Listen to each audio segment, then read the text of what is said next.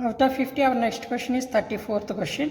That one is a peak value. Peak value in the sense the maximum value attained by an alternating quantity during one cycle is called its peak value.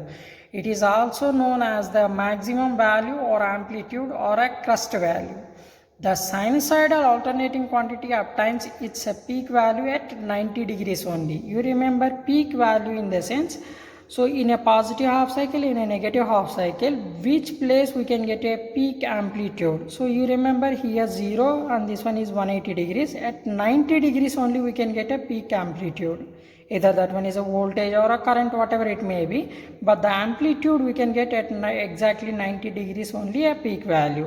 And here at negative half cycle minus 270 degrees.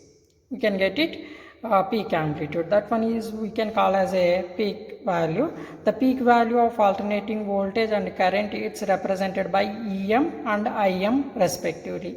So for a voltage EM we are considering that one is a peak amplitude of voltage, and IM is a peak amplitude of the current of that particular waveform.